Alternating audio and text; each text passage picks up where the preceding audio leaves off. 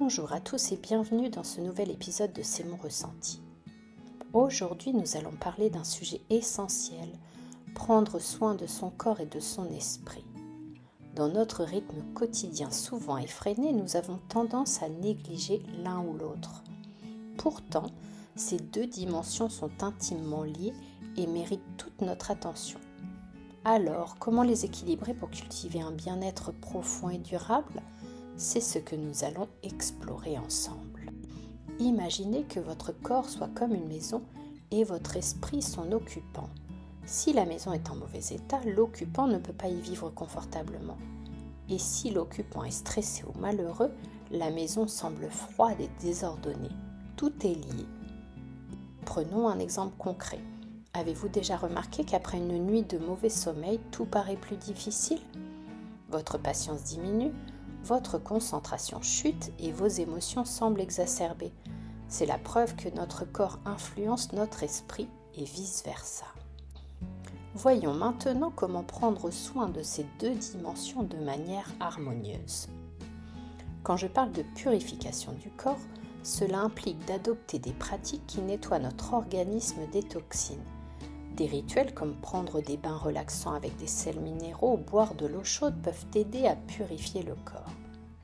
Il y a également des techniques un peu plus avancées, comme les kriyas en yoga, qui permettent de nettoyer les organes et de faire circuler l'énergie. Essayez d'intégrer au moins une de ces pratiques dans votre routine pour ressentir une véritable différence.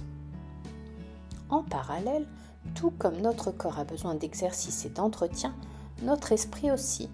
Il est alors possible d'adopter des techniques telles que la méditation, la pleine conscience ou même l'autosuggestion positive. Ces pratiques aident à gérer le stress, à améliorer la concentration et à cultiver une attitude positive. Vous aurez ainsi un esprit plus clair. Le secret est en réalité d'écouter son corps et son esprit en permanence. Si vous ressentez de la fatigue, reposez-vous. Si vous sentez que votre mental s'emballe, prenez un moment pour respirer. Une alimentation saine et équilibrée joue aussi un rôle crucial. Voici quelques conseils pour purifier votre corps et renforcer votre esprit. Premièrement, intégrez des rituels de purification. Accordez-vous régulièrement des moments pour vous purifier. Si vous ne savez pas comment faire, faites-vous accompagner. Toutefois, rien que le fait de sortir et d'aller marcher dans la nature peut aider à faire le vide dans la tête, tout en faisant du bien au corps qui s'est mis en mouvement. Deuxièmement, pratiquez la méditation quotidienne. Consacrez quelques minutes chaque jour à la méditation pour apaiser votre esprit. Cela peut vous aider à vous apaiser et clarifier vos pensées. Et troisièmement, alimentez-vous sainement.